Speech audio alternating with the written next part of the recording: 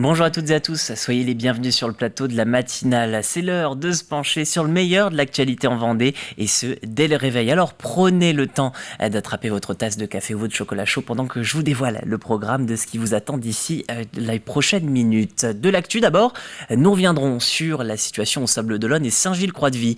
Opération filière morte pour les professionnels de la pêche. Ironie du calendrier, le secrétaire d'État chargé de la pêche, Hervé Berville, se déplace dans le département. Des discussions sont prévues avec les pêcheurs.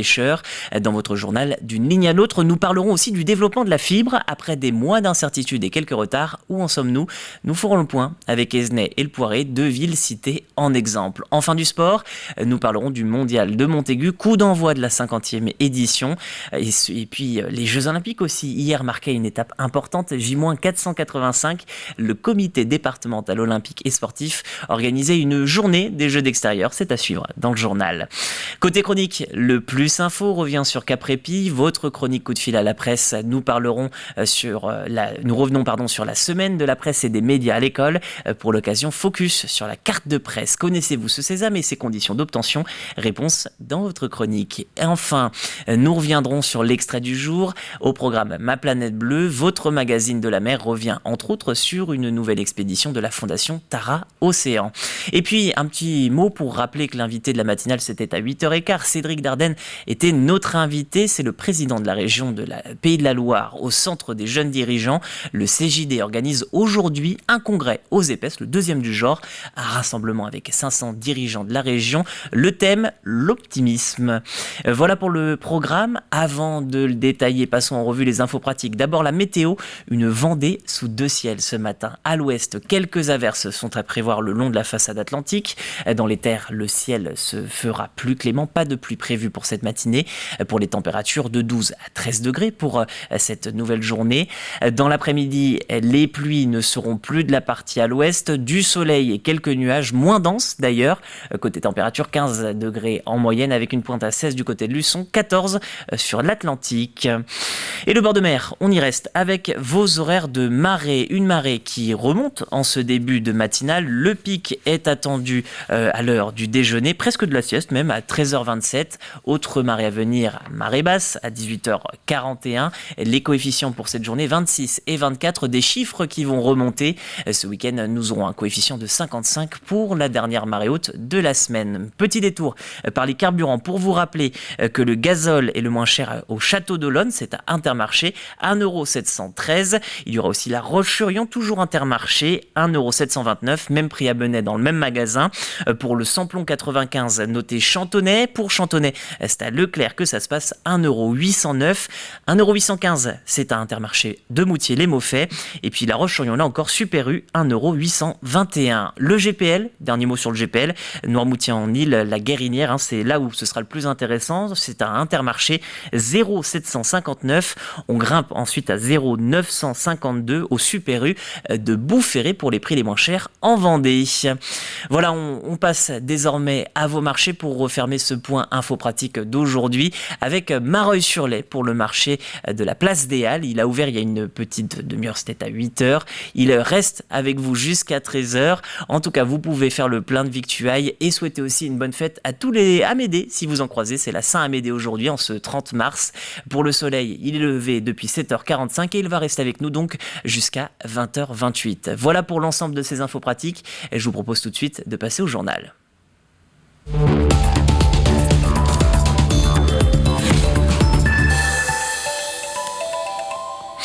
Une visite ministérielle aujourd'hui dans le département. Le secrétaire d'État à la mer, Hervé Berville, se déplace en Vendée et sera présent dès ce matin 8h30 au Sables-d'Olonne. Hervé Berville se rendra au comité régional des pêches pour rencontrer des pêcheurs ligériens ainsi que José Jounot, président du Corpem. Une réunion dans un climat plutôt délétère après la décision du Conseil d'État de fermer temporairement certaines zones de pêche dans le golfe de Gascogne. Cela pour protéger les dauphins pêchés accidentellement. Pour protester contre cette mesure, les professionnels du secteur secteur organise une opération filière morte. Pas de pêche ni de criée aujourd'hui et demain au Sable d'Olonne et surtout pas de poissons dans plusieurs restaurants et commerces. 300 bateaux sont concernés dans la région par cette fermeture. Après cette rencontre très attendue, le secrétaire d'État prendra la direction des chantiers Bénéteau de Saint-Gilles-Croix-de-Vie. Autre moment de la journée, une visite du voilier Le Hope avant une réunion de nouveau sur la thématique de la pêche en compagnie de François Blanchet, maire de Saint-Gilles-Croix-de-Vie, et des pêcheurs et marailleurs Gilot Crucien. Sans transition, le développement du numérique se poursuit. Pour Esnay et le Porret-sur-Vie, l'objectif est simple, faire disparaître le cuivre dès 2025. Si en France, les villes ont jusqu'à 2030 pour remplacer le cuivre par la fibre, ces 2 bourgades vont être pilotes dans cette transition. Aujourd'hui, plus de 90% des foyers de ce secteur sont éligibles à la fibre. Quant à l'ancien réseau en cuivre, donc, le démantèlement commencera dans 2 ans. Les détails avec Colline Davy. Ces câbles de fibre optique seront bientôt les seuls à pouvoir amener le réseau jusque chez vous. Le cuivre va disparaître progressivement à compter de janvier 2025. Ce réseau historique de télécommunications a permis en son temps de s'équiper d'un téléphone fixe et d'Internet. Mais moins fiable et moins performant que la fibre, son heure est désormais venue. Vous avez un nouveau réseau qui est exploité par un opérateur d'infrastructure fibre, un ancien réseau cuivre qui est toujours la propriété d'Orange, l'opérateur historique, et effectivement ça coûte cher d'avoir ces 2 réseaux. Donc il arrive à un moment donné où c'est plus rentable, donc c'est pour ça qu'il était temps, et le régulateur, l'ARCEP, demandait aussi à Orange, opérateur d'infrastructure cuivre, de faire quelque chose. Donc d'où la décision de fermer. Pas question pour autant d'arrêter du jour au lendemain. En Vendée, 2 communes vont être pilotes et elles n'ont pas été choisies au hasard. Le nombre d'adresses raccordables fait partie des conditions. Dans ces communes, la commercialisation sur le réseau cuivre s'achèvera en janvier 2024 pour un début de démantèlement l'année suivante. Le déploiement est pratiquement terminé et donc tous les habitants peuvent choisir la fibre optique. Et c'est dans ce cadre-là que nous allons fermer la partie cuivre pour que tout le monde puisse passer désormais à cette nouvelle technologie, la fibre optique. Alors un défi subsiste, que faire des personnes isolées, celles qui ne sont pas encore raccordées? Aujourd'hui, on est à 62%.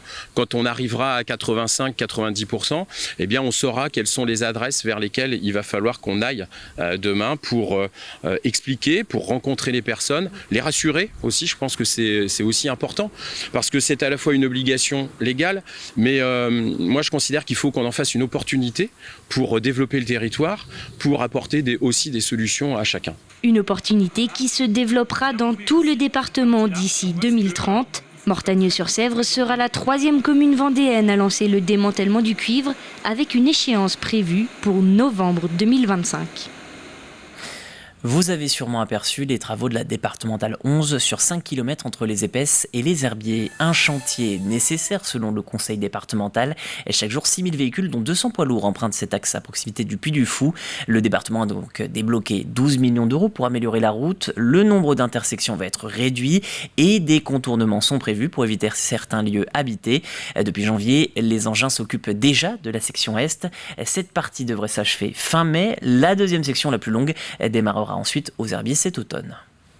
C'était important de la rendre fluide dans un premier temps, mais surtout sécuritaire, plus sécurisée. Donc le travail a été mené vraiment dans cet objectif-là, fluidité, sécurité, pour tous les usages. On sait que c'est un territoire avec un fort enjeu économique, fort enjeu touristique, mais aussi fort enjeu agricole. Donc l'intérêt de cette voie, c'est d'avoir réussi à rendre à chacun une facilité de déplacement en respectant ses propres usages. L'association La Tablée des Chefs en cuisine avec des étudiants de la section hôtelière du lycée Nature. Une opération nationale pour éduquer mais aussi lutter contre le gaspillage et la précarité alimentaire. Rien que chez les étudiants par exemple, le phénomène toucherait cette année 56% des sondés selon l'association Copains Solidarité étudiante. Les repas générés ont ainsi été reversés à la banque alimentaire. Récit de cette journée, Alix Anos. Les navets, les carottes ensemble. Certains n'avaient que très rarement cuisiné. Pourtant, ces élèves de terminale du lycée Nature de La Roche-sur-Yon ont réalisé la recette de A à Z. Alors, il y a du riz façon pilaf avec une pulpe de carottes, avec des pois chiches pour la protéine végétale, des carottes et des navets rôtis avec on a mis des pickles dessus. Voilà. Une recette pensée par Jérôme Guichetot, le chef de cuisine du restaurant Le Carreau, qui a encadré les élèves pour ce projet solidaire contre la précarité alimentaire. Vraiment encore cette année, une équipe de jeunes engagés, motivés et respectueux de l'action. Des élèves en effet très impliqués qui ont eu à cœur de penser aux bénéficiaires de leur travail.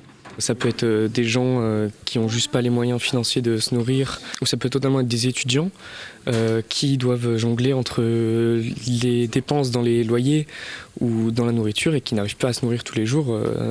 Non, c'est important de pouvoir faire ça. Cette opération baptisée Les Cuisines Solidaires a été pensée par la Tablée des Chefs, une association qui a pour but de nourrir, mais aussi d'éduquer et de sensibiliser à une alimentation saine pour tous. Voilà, on est dans cette démarche de transmission, puis de solidarité, ce qui est aujourd'hui nécessaire au vu des besoins alimentaires qui sont de plus en plus importants. C'est une réflexion et je pense que c'est important de les sensibiliser à ce genre d'action. Une centaine de repas sortira de la cuisine du lycée Nature. Les lycées hôteliers Édouard Branly et Valère Maté au Sable d'Olonne participaient également à l'opération afin de fournir près de 900 repas aussi équilibrés que gourmands à la banque alimentaire. Sport dans votre édition. Hier, nous étions à moins de 485 jours des Jeux Olympiques. Pour l'occasion, une journée des sports extérieurs était proposée dans le département. 5 disciplines au programme. L'athlétisme à Saint-Jean-de-Mont, le tennis à Olonne-sur-Mer, le badminton à La Roche-sur-Yon et enfin le football masculin à Saint-Hilaire-de-Loulay, féminin à La Roche-sur-Yon. L'objectif des journées olympiques, c'est de sensibiliser le public des sportifs, des jeunes sportifs, et des encadrants, des parents, à l'esprit olympique, qui sera donc important à mettre en avant au moment des Jeux olympiques. Et c'est déjà de s'imprégner de l'esprit olympique.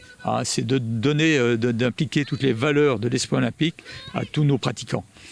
Et c'est vrai que les manifestations d'aujourd'hui, c'est un défilé, c'est le drapeau olympique, c'est l'hymne olympique spécifique Vendée, c'est la charte olympique spécifique Vendée qui est lue par les enfants, devant les parents, devant le public. Et c'est vraiment une action de sensibilisation.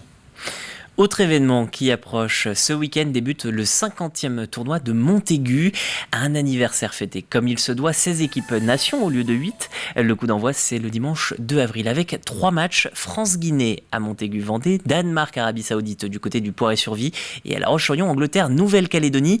Seul l'ombre au tableau pour le comité d'organisation, l'absence des 2 finalistes de l'an passé. Et c'est un petit peu notre regret. C'est sûr que que nos 2 finalistes de l'an passé ne soient pas là. On a tout essayé.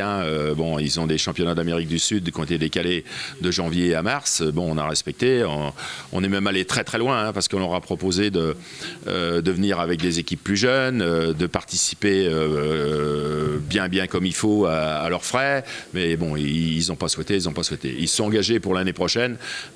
Mais c'est dommage pour le 50e anniversaire, quoi.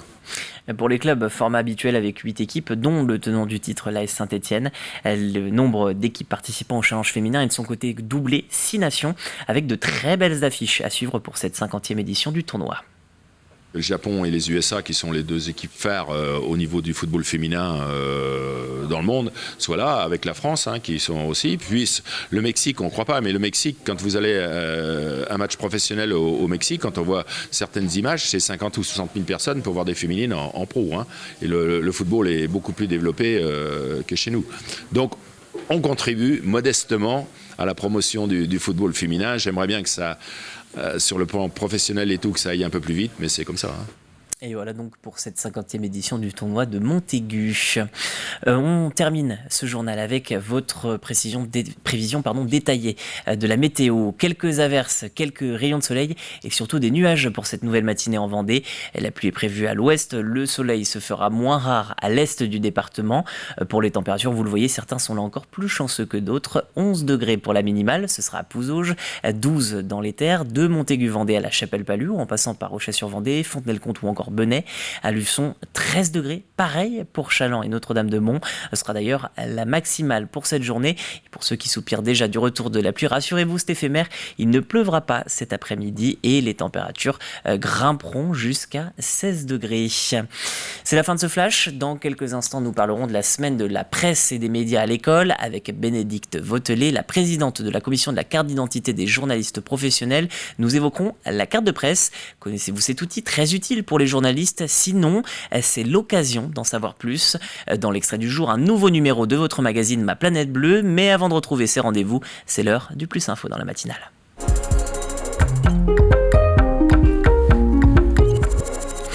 Depuis le 24 octobre, une nouvelle structure pour les aidants a ouvert en Vendée, son nom Caprépi. L'idée, proposer un accompagnement, une écoute des besoins et des personnes qui mettent leur vie entre parenthèses pour soulager et aider un proche malade. Plusieurs solutions peuvent alors s'offrir aux bénéficiaires de la plateforme. Un service d'accompagnement à domicile, un accueil temporaire dans une structure ou encore des vacances adaptées. Regardez.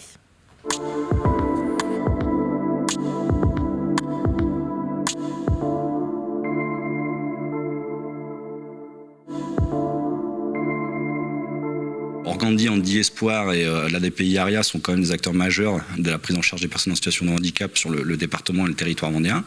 Donc effectivement, avec un plateau technique, j'ai envie de dire, des expertises et un savoir-faire sur les territoires qui est déjà présent. L'ADPI ARIA touche un grand nombre de personnes en situation de handicap et donc un grand nombre d'aidants. Donc elle est un des adresseurs à la plateforme Caprépi. Donc elle a ce rôle d'adresseur, elle a également un rôle de communication, tel qu'on l'évoquait sur la conférence de presse, de communication sur ce qu'est la plateforme, sur comment les gens peuvent se reconnaître en tant qu'aidants. Organdie est une association qui accompagne des personnes en situation de handicap moteur. Elle a parmi les personnes qu'elle accompagne en relation avec des aidants qui sont en difficulté, et donc il nous semblait important de promouvoir le besoin d'accompagner les aidants, puisque nombre d'entre eux ne se reconnaissent pas comme tels ou sont en difficulté et il y a des risques de rupture au domicile. Donc notre souhait est de contribuer à une palette de réponses au profit des aidants. On est un dispositif en appui aux professionnels, qu'ils soient du champ sanitaire, médico-social et social, pour toutes les problématiques autour de la santé au sens OMS, c'est-à-dire le bien-être. Donc bien sûr, on va être sollicité par ces professionnels pour toutes les situations, et entre autres, pour accompagner les personnes en situation de handicap, et notamment soutenir les aidants qui cherchent du répit et qui sont souvent bien en difficulté. Et les professionnels, notamment les médecins généralistes, nous sollicitent de façon assez fréquente pour ce sujet-là. Donc c'était tout naturel qu'on avait un point commun avec Caprépi, donc on est une plateforme pareille et on a des liens très forts avec Caprépi. Nous proposons différents types de services, aussi bien services d'aide à domicile, services de soins à domicile, centres de santé, tout ce qui peut être aussi EHPAD, résidence autonomie. Voilà, effectivement, nous pouvons avoir un large réseau et faire profiter la plateforme de cette expertise. C'est essentiel, sans partenaire, il n'y a pas de plateforme. Donc on peut penser au Prior, par exemple, qui est une plateforme experte sur les maladies et handicaps rares, qui a un champ d'expertise très important, qui nous amène beaucoup de choses. On peut penser aussi à Handiscopic, qui est un service d'aide et d'accompagnement à domicile, la SAP 85, je peux en citer beaucoup, Bulder, qui est un acteur majeur aussi du service à la personne et à l'accompagnement à domicile. Donc sans partenaire, il n'y a pas de répit possible. N'hésitez pas à faire appel à cette structure gratuitement. Sachez d'ailleurs que 11 millions de personnes en France sont aidantes. Vous n'êtes donc pas seul. D'autres peuvent comprendre vos problématiques et seront ravis d'apporter une solution adaptée à vos problèmes.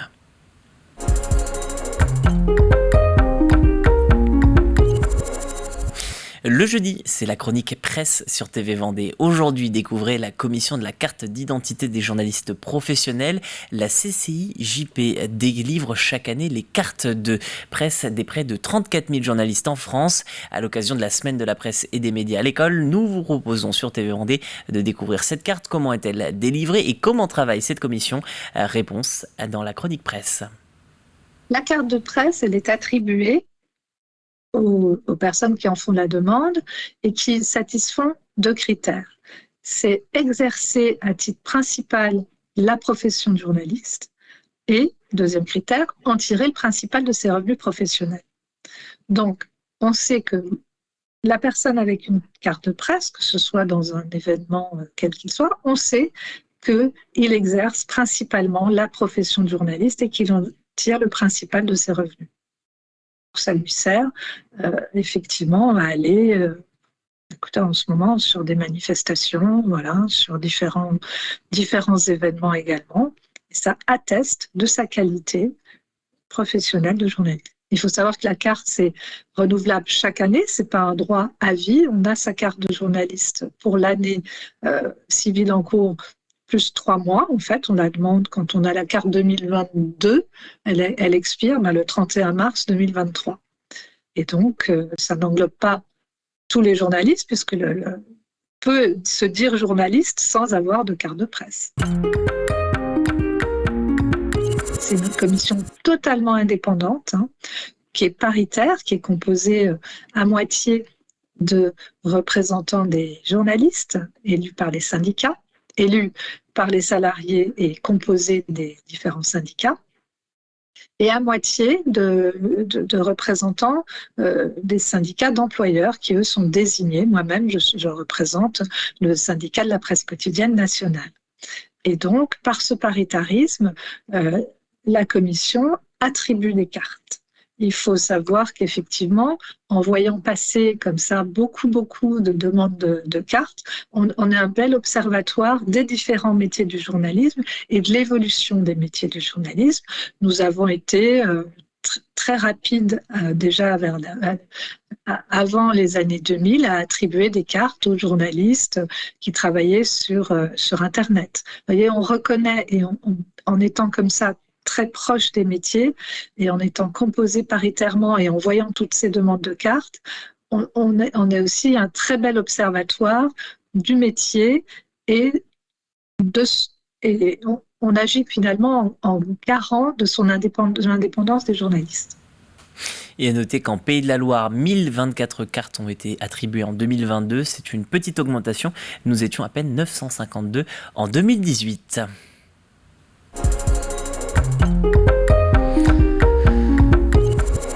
Aujourd'hui, un inédit de ma planète bleue. Chaque semaine, votre magazine revient en quelques minutes sur le meilleur de l'actualité du monde maritime. Au programme pour ce nouveau numéro, un détour à bord de la goélette Tara notamment. Regardez. Tara repart pour une nouvelle expédition nommée Trek. La goélette scientifique va partir de Lorient le 2 avril prochain pour un périple de 18 mois autour de l'Europe. L'objectif, mesurer l'état de santé des écosystèmes marins côtiers. En binôme avec un laboratoire sur Terre, le voilier va longer les côtes européennes de Roscoff à Tallinn en Estonie, puis de Kristineberg en Suède à Athènes en Grèce. 120 sites d'échantillonnage sont prévus tout au long du parcours, de quoi nourrir la recherche scientifique pendant plusieurs années.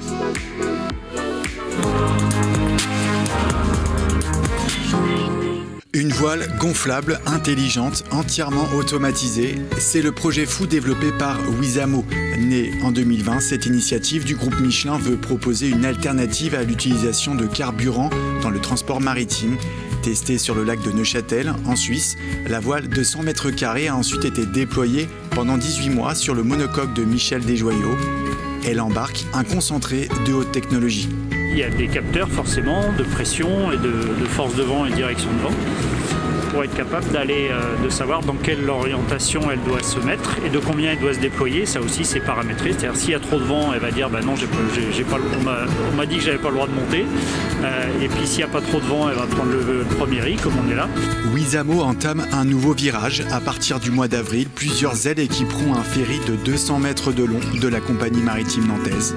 Nous avons installé à bord une voile de 100 mètres carrés et là l'objectif est plutôt de tester la voile dans son environnement réel, toujours à une échelle réduite. Alors grâce à ces 2 prototypes, on vise aujourd'hui le développement d'une voile entre 500 et 800 mètres carrés qui sera donc la solution à l'échelle 1 pour décarboner le transport maritime.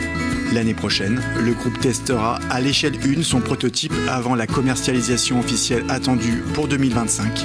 À terme, cette voile pourrait permettre d'économiser 20% de carburant pour un bateau existant et jusqu'à 50% pour un navire neuf.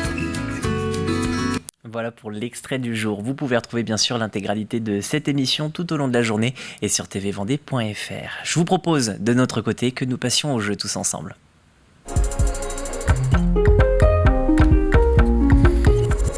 Le jeu avec cette question: comment s'appelle ce groupe de supporters de football? Vous les avez peut-être aperçus, peut-être même y étiez-vous, dans quel cas c'est facile pour vous de répondre à la question. Alors connectez-vous sur tvvendée.fr dans la rubrique jouer et tentez de remporter 2 places pour le Ciné Triskel à Luçon pour un spectacle d'hypnose. Ce sera le 22 avril à 20h30 et donc vous pourrez applaudir des hypnotiseurs bien rodés pour un spectacle donc qui durera une bonne heure et demie. Donc n'hésitez pas, c'est l'occasion de découvrir cet art si vous ne le connaissez pas. À savoir, votre indice du jour, le choix se joue au lancer de fléchettes. Et oui, ce fan club de supporters, eh bien il choisit un petit peu au hasard ses clubs à supporter. Voilà pour ce jeu de la matinale, voilà aussi pour cette matinale. C'est la fin, mais on se retrouve dès demain matin avec grand plaisir à 7h. Je vous souhaite une excellente journée sur TV Vendée.